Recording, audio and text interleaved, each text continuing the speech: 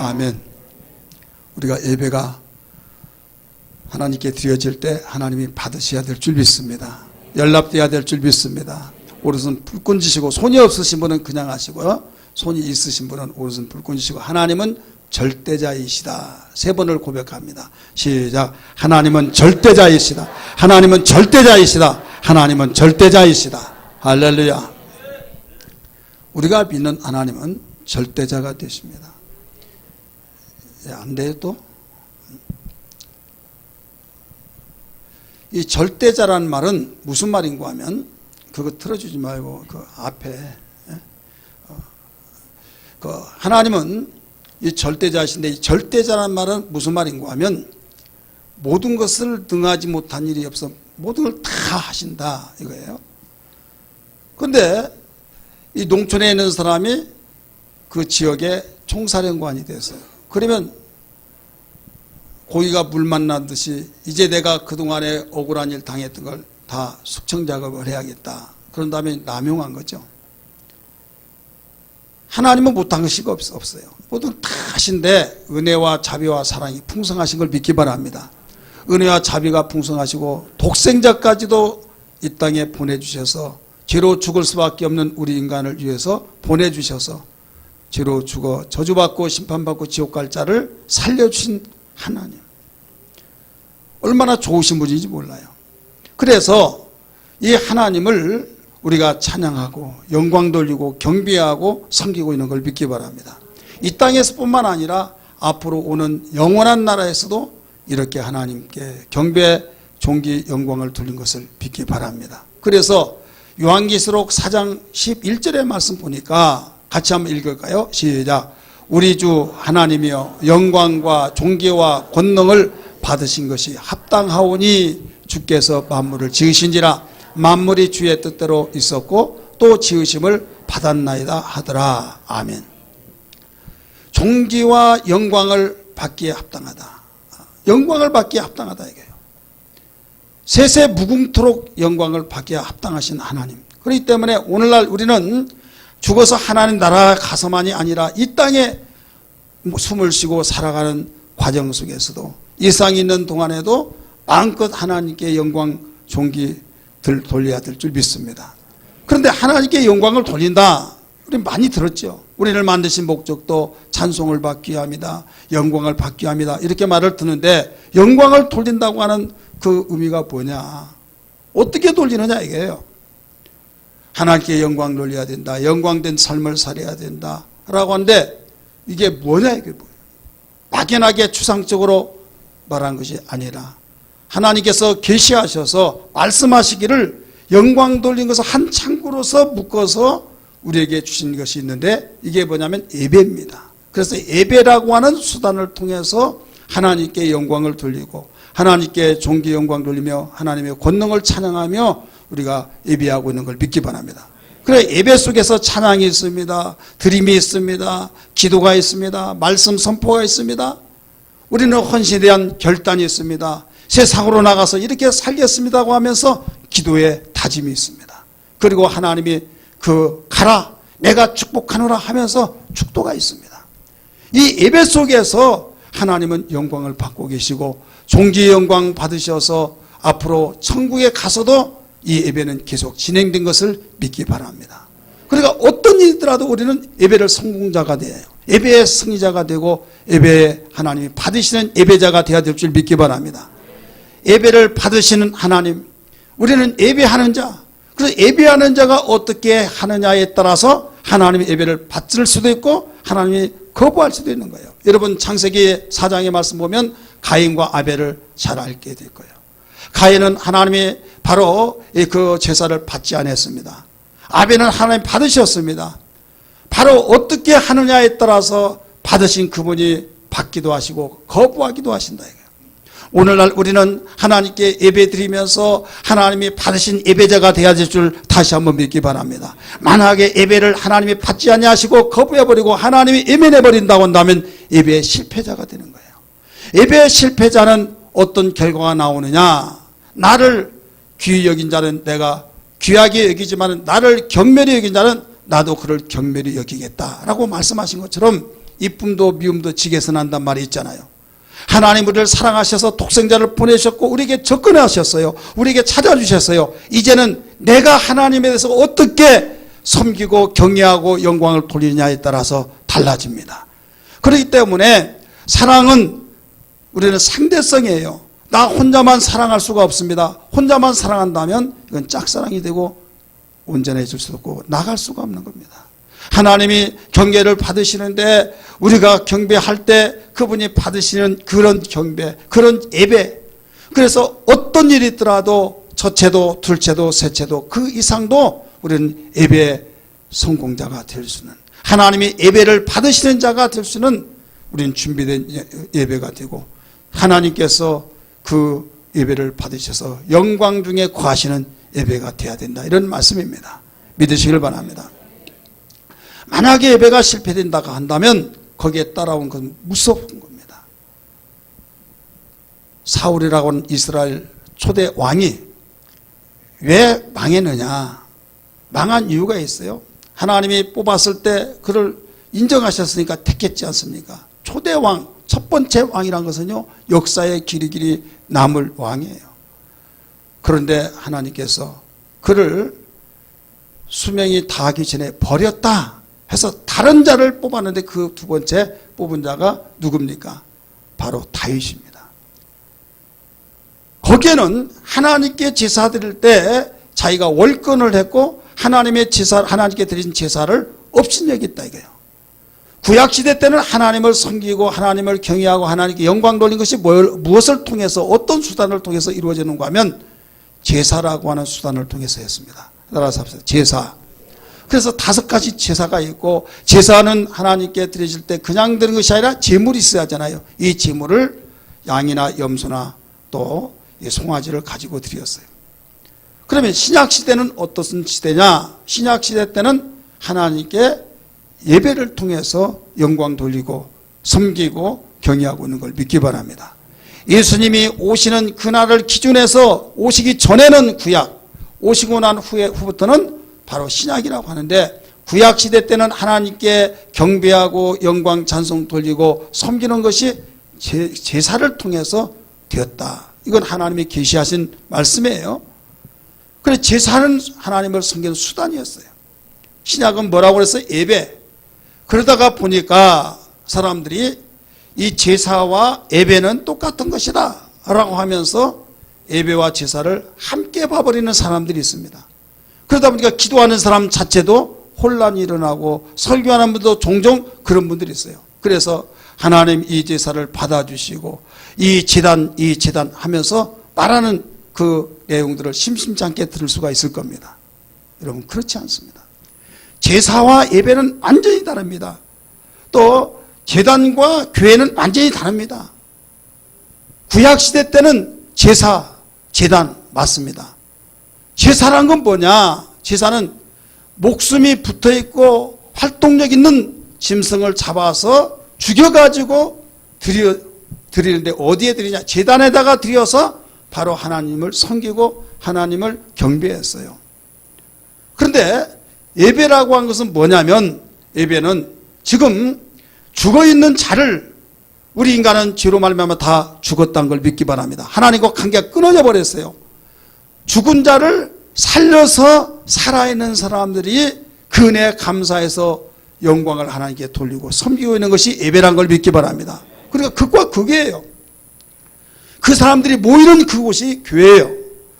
그러니까 그 오늘날 예배를 드리면서 모든 사람들이 알고 있지 아니한 그 덜어는 뭐라고 하면, 예배 시간에 통성으로 기도한다든지 박수를 친다든지 또 거기에서 그 할렐루야 아멘이 만연해서 좀 흐트러지는 그런 예배 분위기라 그러면 경건치 못하게 라고 하면서 제사를 빗대서 이렇게 말합니다. 제사는 이미 산자를 죽여서 드리기 때문에 꼼짝하지 아니하고, 제사는 이미 죽었기 때문에 조용하고, 초상집에 가면 죽은 자 앞에서 희덕거리고 웃느냐? 하나님 앞에 예배드리는데 거룩하게 조용하게 우리가 숨소리 나지 않게 드려야 하는데 이게 뭐냐 하면서 책망을 하는 경우도 있습니다. 제사의 빗대서 말할 때는 맞는 것 같죠. 그러나 제사는 예배가 아니에요. 물론 제사가 하나님 섬기는 수단이 구약시대 되었지만 신약시대는 이미 말씀드렸던 것처럼 죽은 죄인을 살려서 하나님께 영광 찬송 돌리기 때문에 살아있는 그 현장 속에서 나타나는 하나님의 섬김의 행위라는 걸 믿기 바랍니다. 할렐루야. 그러니까 완전히 분위기 자체가 달라요.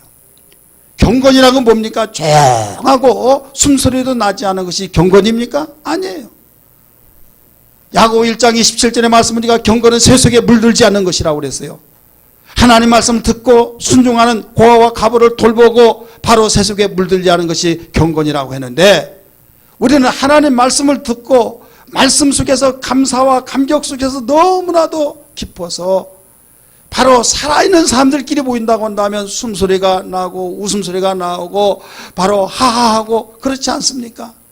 그렇기 때문에 기쁨과 감격이 있는, 거기에 웃음이 있는, 찬양이 있는, 거기에 화기애애하게 인격 대 인격으로 만남을 통해서 영광을 돌리는 것이 바로 예배라 이거예요. 예배가 어떤 일이더라도 우리는 실패되지 아니하고 성공되고 하나님이 받으신 예배가 되어야 될 줄 믿습니다. 만약에 예배가 하나님께서 받지 않는다면, 내가 예배를 드렸을 때 받지 않았다 하나님이, 그러면 나에게 어떤 문제가 나오냐? 내가 움직이는 그림자 같다 나오듯이 그렇게 원했던 행복, 그렇게 원했던 자기의 아름다운 추구들이 나타날 수가 없어요. 왜 그런가 하면 하나님의 역사는 생명과, 하나님의 역사는 아름다움과 선함과, 하나님의 역사는 성령의 9가지 열매처럼 모두 우리에게 필요한, 절대로 필요하고 하나님이 받으시는 열매들이란 걸 믿기 바랍니다. 포도나무 비유 속에서도 나는 포도나무에 너희는 가지니, 거기서 가지와 이거 나무가 함께 공존하면 열매는 저절로 맺어서 아버지께 영광을 돌리느니라 라고 말씀하셨듯이, 하나님이 받으신 예배를 드린 자에게는 아름다운 열매가 나타납니다. 우리의 삶 속에 아름다운 열매가 나타나고, 우리의 가정 속에서, 사회생활 속에서, 우리의 심령 속에서 아름다운 우리의 행위 속에 나타나서 하나님께는 영광이 되어지고 우리에게는 기쁨과 감격 속에 행복자가 된 걸 믿기 바랍니다. 할렐루야. 그러나 예배 실패자가 되면은 거기에 성령의 열매, 그 전에 육체 열매, 곧 마귀 열매라고 나왔어요. 있어서는 아니 될 열매들이 나에게 나타날 수밖에 없는 거예요. 제사에 실패자된 가인에게 뭐가 나타났습니까? 살인자가 됐어요. 죽이지 말고, 정말 죽여서도 안 되고 그렇게 미워한 것만 하더라도 안 되는데, 거기에다가 죽이기까지 누구를? 자기와 함께 태어났던 그 동생을 때려 죽였다 이거예요. 이게 제사의 실패자의 행위입니다. 그러면 단 그 한 사람은 끝나느냐? 아니, 오늘날도 예배 실패자는 그와 같은 거예요. 여러분, 이것이 저절로가 아니라 시대의 흐름에 따라서 어떤 시대든지 예배의 성공자가 있으면 예배의 실패자가 나타나는데, 나는 어디에 속한 사람이 되어야겠느냐? 예배 하나님 받으시는 성공자가 되어야 될 줄 믿습니다. 로마의 교인들이 오순절 마가 다락방에서 은혜 받고 로마로 가서 교회를 이루었는데, 그들이 교회에 대해서, 예배에 대해서 잘못 알다가 보니까 문제들이 난 거예요. 세속에 물들어지고 율법주의에 빠지고 이모저모 질서가 무너지고, 그러다 보니까 큰 문제가 있다는 걸 알고 바울은 거기에 편지를 썼어요. 그 가운데 로마서 12장 1절 2절 뭐라고 했습니까? 형제들아, 내가 하나님의 모든 자비하심으로 너희를 권하노니 너희 몸을 하나님이 기뻐하시는 거룩한 산 제물로 드리라. 이는 너희가 드릴 영적 예배니라 라고 말씀했어요. 믿으시길 바랍니다. 2절에 뭐라고 했습니까? 같이 한번 읽을까요? 시작. 너희는 이 세대를 본받지 말고 오직 마음을 새롭게 함으로 변화를 받아 하나님이 선하시고 기뻐하시고 온전하신 뜻이 무엇인지 분별하도록 하라 라고 말씀했어요. 교회 생활하면서 세상에 본받고 세대에 본받아서 마음이 오직 주님을 향해할 텐데, 혼미한 가운데서 여기저기 세상의 것을 도입하다가 바로 세상에 더러운 모든 것들이 거룩한 곳에 유입되어서 짬뽕이 되어서 하나님께 영광을 돌린답시고 돌리다 보면, 하나님은 거룩하신 분이기 때문에 가증한 예배를 받지 않는다 이거예요. 그래서 어떤 일이더라도 무엇이 하나님이 기뻐하신 거냐? 이걸 기뻐한다. 기뻐하시면 그 말씀을 부여잡고 기뻐하신 우리가 온전한 삶을 하나님의 거룩한 은혜로 말미암아 살 수 있기에 우리의 우려도 심소도 참아도 되어진 것이 아니라 보혈의 능력과 하나님의 은혜로 말미암아 의롭다함을 얻고 그 의롭다함을 힘입어서 하나님이 기뻐하시고 온전한 뜻이 무엇인지 알고 드려지는 예배가 되어야 된다 이거예요. 믿습니까? 깨달아지면 아멘 하시 바랍니다.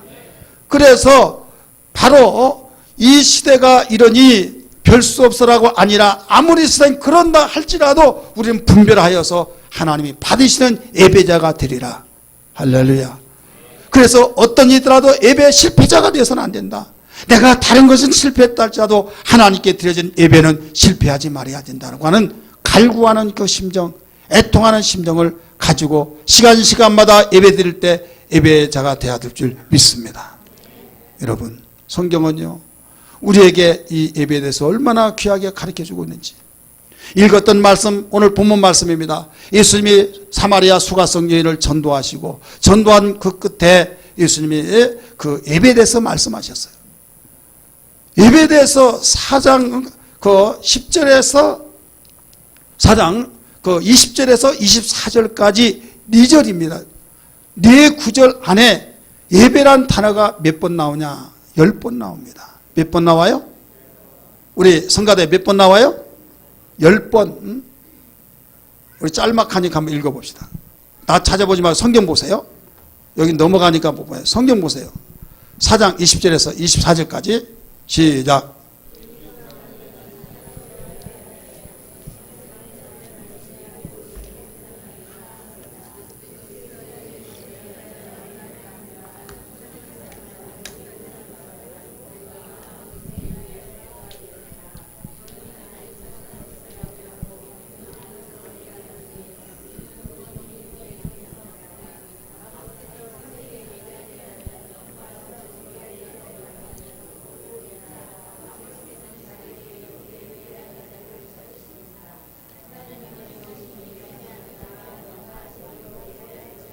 몇 번 나와요? 세어본 사람 이렇게 세어봤어요? 네, 10번 나오죠. 그냥 10번 나와도 지나가도 돼요. 그러나 내가 설교하는 그 시간을 여러분 시간이 흘렀지만은 이렇게 주님은 예배의 귀중성을 알고 4구절이지만은 10번씩이나 강조하셨다 이게. 하실 말씀이 없어서 그냥 그 접촉사격으로 그 말씀하신 거 아니에요. 이건 분명한 예배 계속 예배에 대해서 가르쳐 줬어요. 왜 그러냐? 하나님 눈에 안 보이죠. 섬기고 영광 돌리고 하나님이 기뻐하시고 예배라는 수단을 통해서만 그렇게 할 수 있다. 그런데 예배를 실패하고 예배에 대해서 그냥 형식과 의식으로 하다 보니까 예배 드린 것이 아니라 해치워버리는 거예요. 빨리빨리 해치워서 내가 하고 싶은 대로 어디 가고 뭐 하고 하다 보니까 꿩이 콩밭에 마음이 있다고 하는 말이 있듯이 하나님께 예배드리는 그 마음이 하나님께 향한 것이 아니라 지금 몸은 여기 있더라도 다른 데 마음이 있어서 해치워버리는 그런 예배를 드리고 하나님의 사랑을 받고 하나님께 기뻐하시면 영광 돌린다는 것은 있을 수가 없다.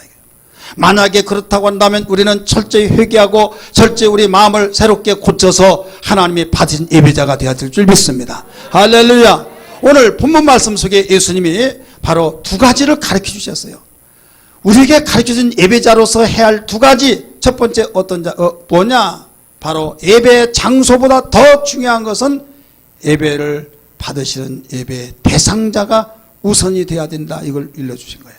따라서 예배 장소보다 예배 대상을 우선시해야 된다. 예배 장소 중요합니다. 예배 장소 분위기 좋고 시설 잘 갖춰졌고 정말로 평안하고 야 너무 좋다. 천국이 여기 왔다고 한단 말이 맞구나 하면서 그 예배 장소를 중요시 여기는 그것보다 더 중요히 여겨야 할 것은 예배 받으시는 대상 하나님에 대해서 우선해야 된다. 믿습니까? 목사님 당연한 것 가지고 뭐 그렇게 말씀하십니까? 아닙니다. 당연하면서도 마음의 상태는 그렇지 않더라. 그러다 보니까 지하실에 습도가 이러면 많이 나오죠. 곰팡이 나고 바로 숨도 제대로 못 쉴 것 같고 그러면 이런 것이 교회냐 하면서 바로 교회로 여기지 않아요. 어떤 분은 예배 드리면서 그 목사님이 저 강남물을 먹더니요. 교회는 예배당은 그 최소한도 아무리 시설이 잘 갖춰지지 못한다 할지라도 가정집보다 더 좋아야 된다. 가정집보다 더 잘 꾸며놔야 된다. 왜? 교회 왔는데 집 생각나면 안 되니까 너 여기가 더 좋다. 그렇게 꾸며놔야 된다. 그러다 보니까 개척하면서 돈도 없는데 그 보증금 그거 얻고 또 인테리어 하는데 1억 드는데 아는 사람한테 해서 7천만 원 주고 했대요. 가서 봤더니 개척 예배 드린다고 가봤더니요. 완전히 커피숍 같아요. 의리번쩍하게. 교회 느낌도 나죠. 바로 이렇게 해놓아야 된다고 하면서 그런 이야기를 합니다. 그런데 얼마 가지 못해서 문 닫았어요. 부인은 횟집하고 일식집하고 목사님은 중국 선교사 간다고 하다가 돌아가셨어요. 자, 장소가 필요 없단 말이 아니에요. 그보다 더 우선시 여길 것은 예배를 받으신 예배자 하나님을 우리는 더 우선시 해야 된다 이 말입니다. 믿으시기를 바랍니다. 지금 선도를 하고 이제는 신앙이 지속이 되고 생명을 더 풍성케 하려면 뭐가 있어야 하냐? 예배가 있어야 된다. 예배. 예수님이 오신 목적이 뭡니까? 여러 가지 있지만은 요한복음 10장의 말씀 보면 내가 온 것은 양으로 생명을 얻게 하고 생명을 더 풍성케 하기 위해서 오셨다고 그랬어요. 따라서 합시다. 양으로 생명을 얻게 하고 생명을 더 풍성케 하기 위해서 왔다. 그래, 생명을 얻게 하고 더 풍성케 하기 위해서 왔다. 이 말은 임신하면 벌써 뱃속에서부터 태아가 자랍니다. 그러면 생명이 있어요, 없어요? 생명이 있죠. 어머니의 숨을 쉴 때 같이 쉬는 거예요. 꿈틀거립니다. 신기해서 부부끼리 논다고 하면서 소리 들어보라고 하면서 여러분 생명력이 있다 이게요. 생명이. 하지만은 생명력이 없어요. 숨을 쉬고 뻘떡뻘떡 하면서 오늘 내일 생명은 있습니다. 그러나 생명력이 없으니까 주는 바 먹고 간병해야만 움직여요. 간병을 해야만 그가 그나마 지속을 할 수 있는 거예요. 우리는 예수님 마음속에 영접해서 구주로 영접하면 생명을 얻었습니다. 할렐루야. 생명을 얻어서 나는 구원받았다. 예수님이 내 안에 있어 나는 생명이 있다. 아들이 있는 자에게는 생명이 있고 아들이 없는 자에게는 생명이 없다고 하신 말씀처럼 나는 생명의 삶으로 구원받았다. 맞습니다. 정확합니다. 그런데 그가 바로 생명이 있으면 자라나야 된다 이게요. 자라나서 그냥 아기를 보듬고 누이면 그대로 있고 그것도 덜 접으면 그대로 있고 이것은 생명은 있지만 생명력이 없어요. 벌써 자라서 자란다고 한다면요. 이리 가야 된다. 그러면 지가 가고 싶은 데는 이쪽으로 가고 거기서 이쪽으로 가려고 하면 그러면요 막 뻐버적거리고 울면서 자기가 가고 싶은 데로 가는 거예요. 생명력이 있는 겁니다. 믿으시길 바랍니다. 말동굴이라고 하는 이 벌레가 있어요. 왜 말동굴이에요? 둥그러워요. 왜 둥그럽습니까?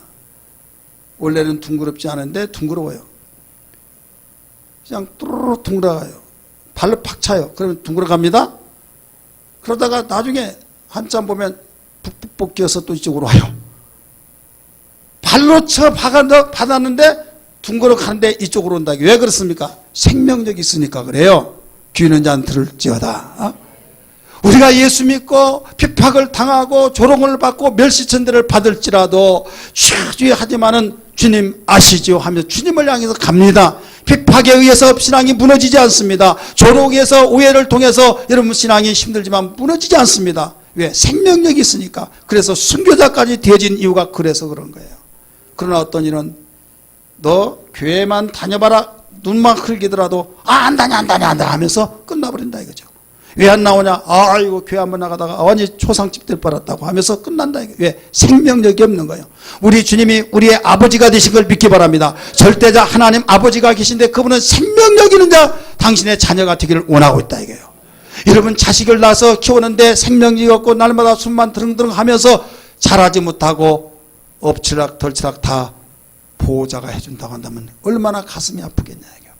내가 하나님의 자녀라고 알면서도 생명력이 없이 하나님께 영광 돌리겠습니까? 이렇게 생명력을 계속 키워줄 수 있도록 영양을 공급시켜 주는 것이 뭐냐? 바로 예배예요. 예배를 통해서 하나님 말씀을 듣습니다. 하나님께 영광 돌립니다. 사귐을 시간을 갖습니다. 예배를 통해서 우리가 하나님과 하나 되어진 고백이 나옵니다. 믿습니까? 그러니까 예배의 실패자는 모든 것이 생명이 끝나버리는 거예요. 지금까지 예배드린 여러분들이요, 매 시간마다 여러분 예배에 참석하여 예배드린 여러분들이요, 예배의 성공자가 되었습니까? 하나님께서 예배를 받으실 때 받았다고 여러분 사인 속에서 기뻐하고 감격 속에서 은혜 속에서 아름답고 복된 고백이 나왔습니까? 지게없고 버거없고 정말로 내가 왜 이 자리에 앉아있나 하면서 지루하여서 내가 좀이 쑤신다고 한 말이 있듯이 그러면서 여러분 예배에 참석하고 있습니까? 하루 이틀 신앙생활하고 팽개칠 것이 아닙니다. 주님이 오라신 그날까지, 주님이 오실 때까지, 내 생명을 오라고 걷어갔을 때까지 예배자가 된다는 걸 믿기 바랍니다. 이왕의 예배자가 되려면 주님이 받으신 예배자, 기쁨과 감격 속에서 주여 이 예배를 받아주신 걸 감사합니다. 여러분, 나를 인정하고 나를 사랑한다는 걸 알아차리면요, 둘 사이에 기쁨이 있고 평안이 있고 행복이 있고 아무도 모를지라도 서로의 사인이 맞으면요, 마음속에 평안이 사랑이 싹 도는 걸 믿기 바랍니다. 누가 뭐라고 하더라도 그 사람이 나를 사랑해 나를 인정해 하면 위로가 된다 이 말이에요. 시집살이 생활 속에서 시부모가 아무리 시집살이를 시킨다 할지라도 눈을 찔끔하면서 하면 거기에 인정해 준다는 거예요. 그것 때문에 위로가 되고 참아낼 수 있어요.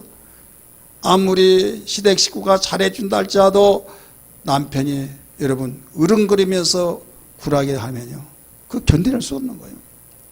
우리 예수 믿는 사람이 세상부터 이런 비판을 받을 때가 있어요. 박해 오해를 받을 때가 있고 예수님이 공생활 하실 때 얼마나 어려움 당한 일이 많았습니까? 하지만은 아버지의 사랑을 입었기 때문에 참아내고 이기신 것처럼 우리는 세상에서 이렇게 살면서 복음화가 되어지지 않은 집안에서 그 민족이 복음화가 되어지지 않는 곳에서는 참으로 힘들고 어려운 겁니다. 지난해는 80%가 복음화된 그 지역 아시죠? 천사의 섬. 그건 예수 믿지 않으면 재미가 없는 삶이에요. 술집이 없는 곳이 우리나라 유일한 그곳입니다. 거기는 믿음의 사람들이 많기 때문에 예수 믿을 때 존경받고 사랑받는, 예수 믿지 않으면 오히려 불쌍히 여김을 받을 수밖에 없는 거예요. 그러니까 그 분위기가 믿는 사람들끼리 모여져서 움직여지는 분위기 정서냐 아니냐, 거기에 달라진 것처럼 내가 정말 하나님께 예배를 드렸을 때 하나님께서 정말 예배 받으시는 그 분위기 속에서 신앙생활 하느냐 아니냐에 따라서 여러분 힘들어지고 힘들지 않고 나눠집니다. 그러나 해답은 하나예요. 예배 분위기가 흐트러진다 할지라도 하나님은 원하시기 때문에 이걸 돌파해 나가면서라도 이겨내야 된다 이게요. 이겨내야 될 줄 믿습니다. 한 사람 한 사람 예배의 중요성을 깨닫고 하나님께 영광 돌리고 예배의 성공자가 되어져서 생활하려고 하는 사람이 많아질수록, 퍼센트가 많아질수록 그때부터는 여러분 굉장히 쉽습니다. 내가 깔아지고 예복이 실패자가 됐다, 아무개시 요사의 예배의 실패자가 된 것 같아, 내가 기도해 줄게, 열심히 한번 해보자고, 주님 오실 때가 다 되는데 왜 그렇게 예배하냐고 그러면 아멘 하면서 여러분 더 힘을 얻을 것입니다. 그러나 분위기가 예배에 성공시키려고 몸부림친데 옆에서 아이고 또 목사 나왔구만, 또 사모가 나왔구만, 또 전사 나왔구나 비아냥거리면서 그러면요, 여러분 그 사람 눈치 때문에도 그 정서 때문에도 열심히 못해요. 우리 한 사람이 얼마나 중요한지 모릅니다. 이와 함께 이 자리에 참석하는 모든 성도들이요, 하나님이 받으시는 예배자가 되어지는데 그러한 정서를 잘 만들어가는 분위기가 우리 이와 함께서 나와야 될 줄 믿습니다. 그래서 설렁설렁 대충대충 그냥 그 교회 오면 신자요 밖에 난 불신자같이 신앙생활 같은 사람이 옆에 아무 계시 보니까 정말로 나는 어떻게 그렇게 신앙생활을 해 하면서 도전받고 변화가 돼야 될 줄 믿습니다. 여러분 불이 활을 탄 데는 생나무도 타요, 집어넣으면. 그러나 생나무 있는데 다른 불 넣으면 불도 꺼져버리는 거예요. 자, 예수님이 이 여인에게 이제는 생명을 얻게 했습니다. 예수를 믿게 되었어요. 그러면 예배를 통해서 그에게 생명력을 심어줘야 하는데 그가 예배에 대해서 이런 이야기합니다. 당신은 잘 아시지요? 우리 사마리아 성 사람들은 이 산에서 예배를 하고 당신은 유대인이기 때문에 예루살렘에서 예배를 한다고 하더이다. 이렇게 말을 했어요. 20절 같이 읽습니다. 20절 시작. 우리 조상들은 이 산에서 예배하였는데 당신들의 말은 예배할 곳이 예루살렘에 있다 하더이다.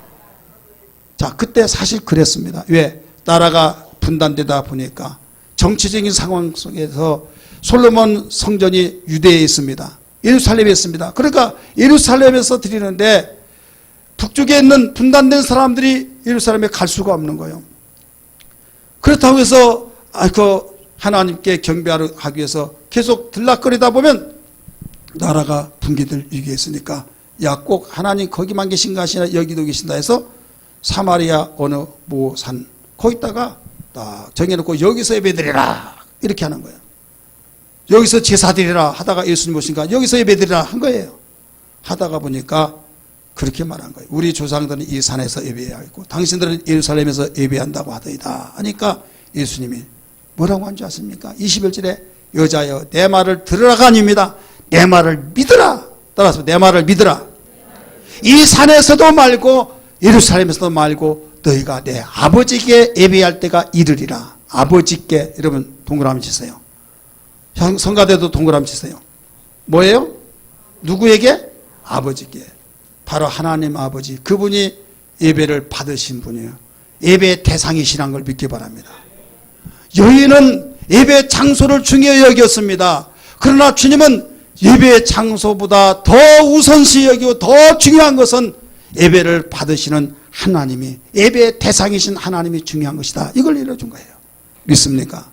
찬양이 중요하고 또 여러분 예배 순서자가 중요하고 또 기도 예배 기도 인도자가 중요하고 이것이 중요하고 저게 중요하고 다 중요하지만은 그보다 더 중요한 것은 하나님이 받으신 그분이 받으셔야 된다. 대상을 더 중요시 여겨야 될 줄 믿습니다. 설교자도 마찬가지예요. 설교가 바로 설교를 위한 설교가 되어서는 안 됩니다. 하나님의 종으로서 하나님의 말씀을 전해 하나님이 기뻐하신 소리를 전하리라 라고 하는 그 내용. 여러분 하나님 눈에 보이지 않습니다. 영이십니다. 그렇지만 하나님이 이 예배를 받으시고 계신다는 걸 믿기 바랍니다. 두 번째 우리에게 가르쳐준 말씀이 무슨 말씀이냐? 예배란 무엇인가 이것을 일러주고 있어요. 따라서 예배란 무엇인가? 예배를 너무 몰라가지고 하나님께서 받으시기를 원하신데 다 실패해버리고 있어요. 자, 예배가 뭡니까? 이미 말씀드렸습니다. 제사와 예배는 다르다고. 그런데 예배라고는 예배라고 하는 단어의 그 원뜻이 뭐냐? 따라서 하나님의 얼굴을 뵙는다. 하나님의 얼굴 뵙니까? 하나님 만난 거예요? 안 만난 거예요? 만나는 거예요.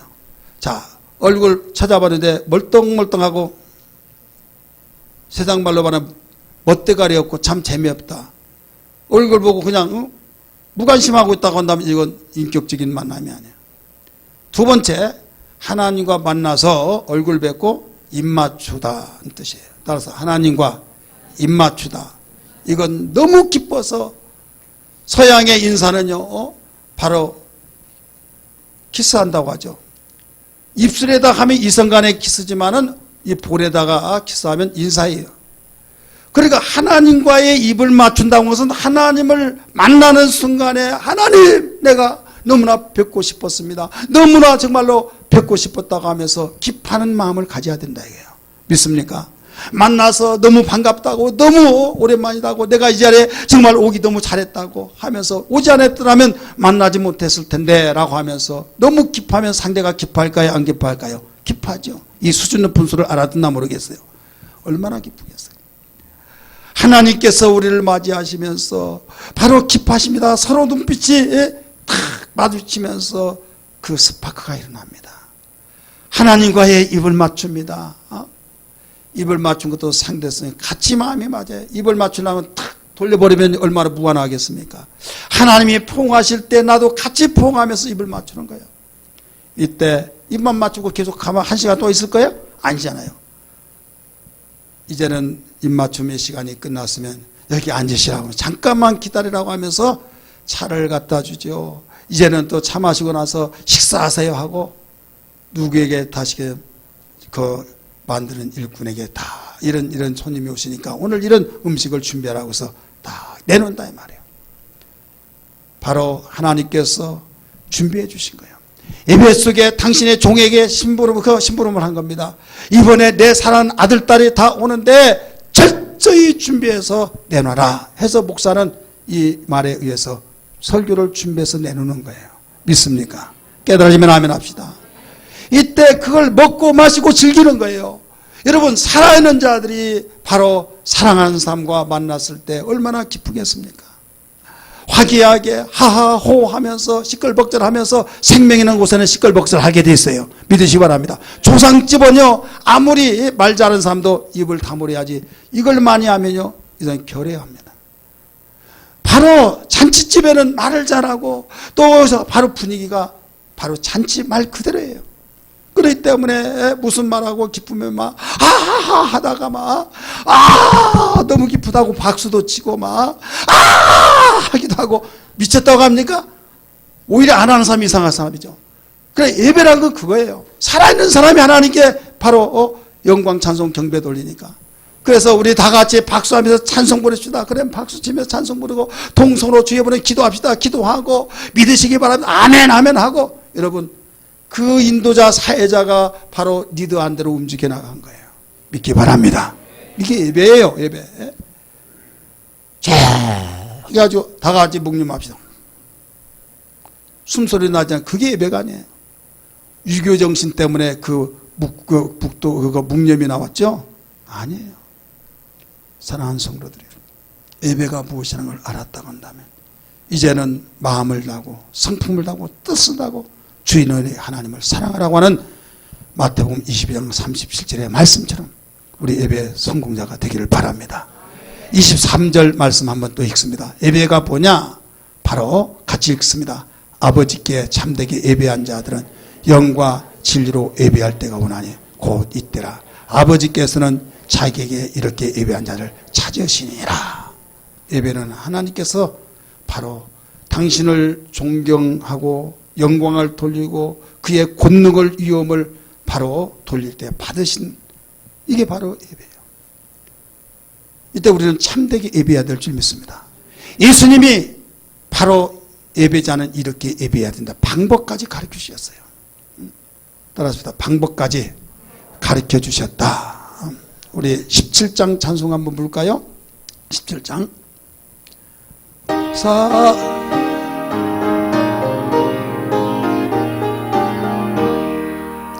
사랑의 하나님 이곳에 계시니 주 영광이 성전에 가득히 넘치네. 거룩한 주님 앞에 진된 우리들 경건한 마음으로 찬양합니다. 은혜의 예수님 우리 죄인하여 속죄의 큰 사랑을 이루어 주셔서 율법의 멍에서 해방해 주시니 복음의 자유 눌림 감사합니다. 이로의 성령님 우리의 마음에 늘 함께 계시오니 큰 힘이 됩니다. 슬픔도 두려움도 넉넉히 이기니 이 세상 끝날까지 함께하서 1절 한 번 더 부릅니다. 1절. 사랑의 하나님 이곳에 계시니 주 영광 그 성전에 가득히 넘치네. 거룩한 주님 앞에 진된 우리를 경건한 마음으로 찬양합니다. 경건한 마음으로 찬양합니다. 아멘. 세속에 물들지 않는 마음으로 찬양하고 드려지는 이 예배, 하나님이 받으신 걸 믿으시기 바랍니다. 우리는 예배가 무엇이라는 걸 알았어요. 이제는 예배자로서의 정말 해야 할 일이 참되게 하나님이 받으신 예배자가 되어야 된다. 그러기를 원하시면 아멘 하시기 바랍니다. 그러면 하나님께 참되게 예배하는 자로서 우리가 해야 할 자세, 어떻게 하면 하나님이 받으시고 참된 예배자가 되느냐? 한마디로 말한다면 영과 진리로 해야만 됩니다. 따라서 영과 진리로. 이것은 홍순대 목사가 여러분 강조하는 내용이 아니에요.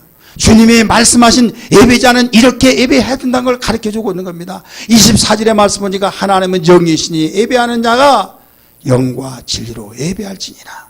여러분이 예배자라는 걸 믿습니까? 예배하는 자가 어떻게 해요?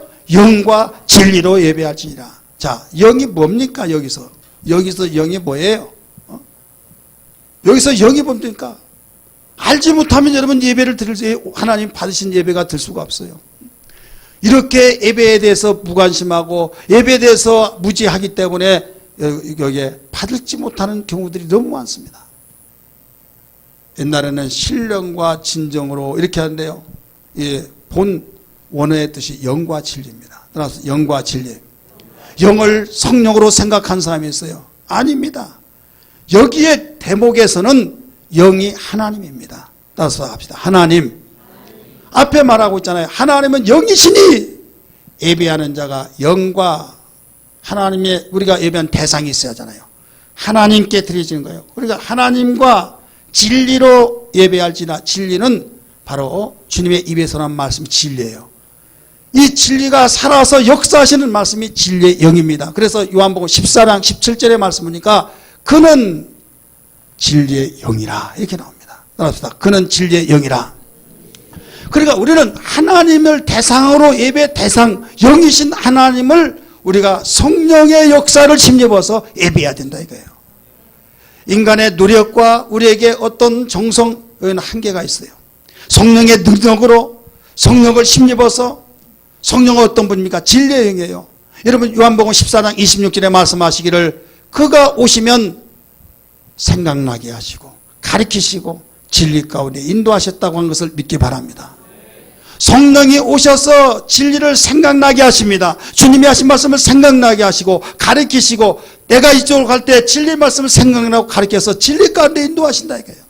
우리는 예배가 어떤 강연 듣는 시간이 아닙니다. 우리는 예배가 바로 하나님 받으시는 하나님께 드려지는데 오직 세상에서 내가 이리 지키고 저리 지키고 이런 상처 저런 상처 우리의 마음속에 이것저것 좋은 일 있으면 기뻐하는지 모르겠지만 괴롭고 힘든 생에 한숨을 내쉬면서 여기에 왔습니다. 그런 마음 가지고는 아무것도 되지 않는다라고 한 말이 있듯이 그렇습니다. 이때 주님 이 마음 가지고 하나님께 영광 돌 수가 없습니다. 이 마음 가지고서 예배드렸다가는 예배에 실패할 수밖에 없사오니 나에게 성령이여 인도하시고 역사해 주옵소서.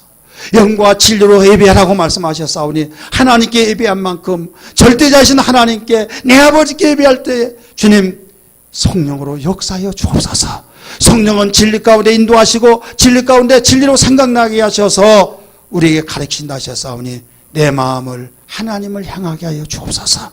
이 마음을 주님을 향하게 하시고 주여 나에게 아팠던 세상의 생각을 갖지 않게 하시고 이 순간에 주님이 받으신 예배자가 되게 달라고 애통해야 될 줄 믿습니다.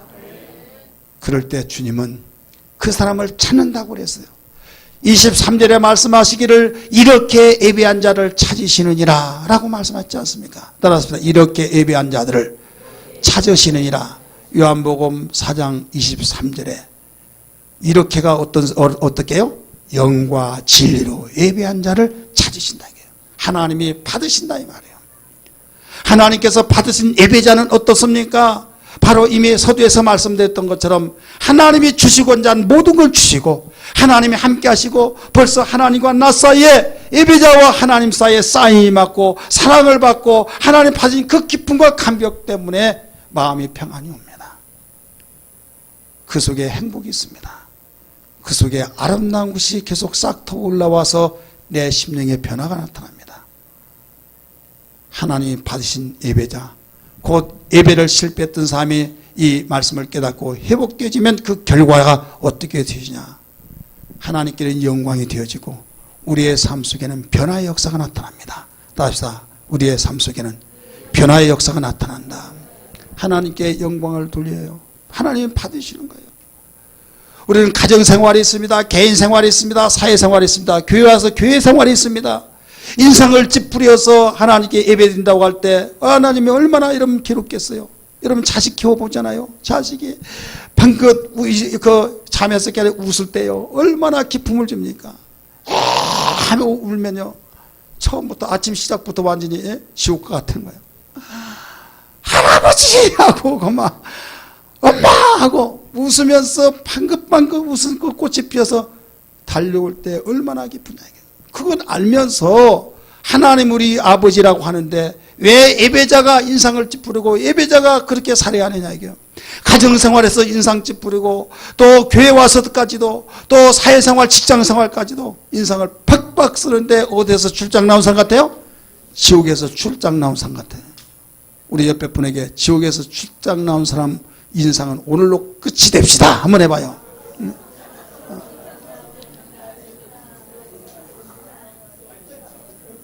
가정의 전도가 왜 안 된 줄 아세요?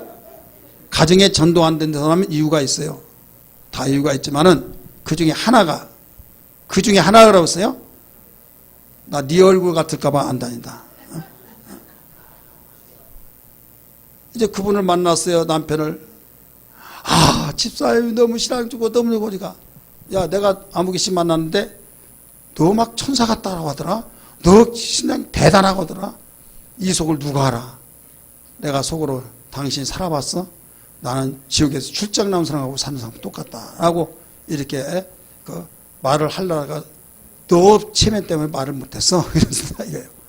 왜? 삶의 변화가 안 되는 거야. 인상집 부리고 막 여기에 개복금이 나와요. 개복금 나 죽여라 하고 귀했다고 그냥 영광 받으시옵소서 하고 그러니까 자기도 힘들고 아는 사람이 얼마나 저 가면 썼네 힘들 거 아니에요. 밖에서나 여기서나 우리는 돌 맞아 죽어 가면서도 천사의 얼굴과 같이 되었던 스데반 집사 같이 환경의 변화, 어려운 환경 속에서도 좋은 환경 속에서도 우리는 주님 때문에 기뻐하는 것이나 믿으시길 바랍니다. 우리 인간은 환경의 영향을 받을 수밖에 없어요. 그러나 그보다 더 강한 영향은 주님의 영향이라는 걸 믿기 바랍니다. 믿습니까? 아무리 태풍이 지나간다 할지라도 여기에 떨어지는 부스러기 나뭇잎 먼지는 다 나갑니다. 바로 날아가요. 그러나 뿌리가 박힌 나무는 여러분 그대로 있지 않습니까? 주님께 향한 뿌리가 내려지는 말씀의 뿌리가 있고 성령의 뿌리의 역사가 강한 그 사람에게는 환경의 영향을 받지 않고 어떤 가지가 뿌려져서 아픔이 있다 할지라도 주여 하면서 위로가 되고 소망이 되고 치료가 되어서 끝까지 남는 자가 된 걸 믿기 바랍니다. 그러니까 예배에 실패자가 되지 말고 예배의 성공자가 되라. 만약에 오늘까지 예배의 실패자가 됐다면 철저하게 회개하면서 하나님 도둑질하고 사람을 죽이고 미워하고 간음하고 간통한 그런 죄가 아니라 하나님 앞에 드려진 예배를 실패했던 죄를 용서하여 주옵소서. 이 죄를 용서해 주시고 하나님 받으시는 예배자가 되게 하여 주옵소서. 예배를 회복하여 주옵소서. 여러분 가정의 축복과 행복과 여러분 사업과 직장과 여러분의 추구하고 간절히 바라오는 소원을 간절히 간구하기 이전에 하나님께 예배하는 예배가 회복되어야 될 줄 믿습니다. 이게 1순위가 돼요. 이것이 회복되면 자연스럽게 회복이 됩니다. 그러나 이것이 회복이 되지 못하면 아무리 여러분이 몸부림친다 할지라도 회복이 될 수가 없어요. 노래를 부르면서 가정의 행복을 추구하고 아무리 여러분 잔소리처럼 많이 한다 할지라도 잔소리 여기지 이게 되어지지 않은 거예요. 여러분 그렇잖아요. 하려고도 안 돼요. 왜 안 됩니까? 힘이 없어요. 힘이 없다고요. 그러나 주님을 사랑하는 뜨거운 힘, 예배의 성공자들만이 예배를 실패하지 않고 예배들 때 하나님 받으신 예배자들만이 그가 아는 그 놀라운 행복과 기쁨 그것으로 이겨내는 거예요. 믿습니까? 마귀는 이런 사람을 무사합니다. 마귀는 이런 사람의 기도를 무사해서 한 길로 왔다 7개 떠나버립니다.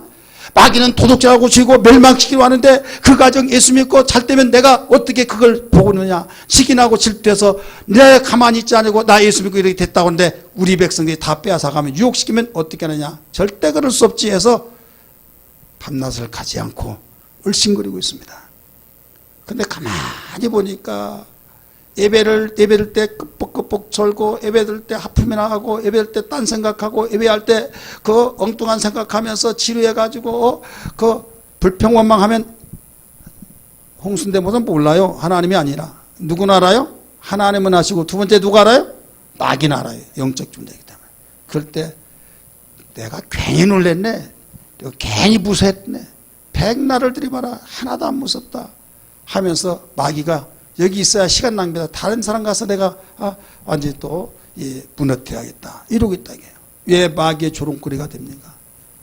그러나 어린아이라 할지라도 예배에 성공시키기 위해서 애통하고 몸부림치고 예배를 성공하고 예배를 회복시키기 위해서 애통하는 그 사람, 이 사람은 마귀가 한 길로 갔다 7길로 떠나버린 걸 믿으시길 바랍니다. 얼마나 무서운지. 제발 좀 여러분, 우리가 예배 딴 점 피우지 말고 제발 좀 예배 시간에 예배를 회복시키기 위해서 준비하면서 애통하면서 회복하기 위해서 몸부림치기를 바랍니다. 그리하면 자연스럽게 문 열어놓으면 자연스럽게 공기가 유입되어서 시원할 때 바로 시원한 바람, 따뜻한 바람이 유입해 들어오고 편안한 것처럼 우리에게 삶의 축복의 역사가 나타난다 이게요. 심령의 평안이 나타난 걸 믿기 바랍니다. 가정의 행복의 역사가 나타난 걸 믿기 바랍니다. 하나님께서 영광 받으신 걸 믿기 바랍니다. 계획했던 것들이 하나님이 밀어주고 이끌어주고 돌봐주셔서 형통한 것을 믿으시길 바랍니다.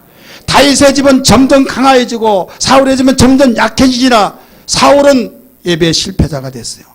다윗은 예배 승리자가 된 거예요.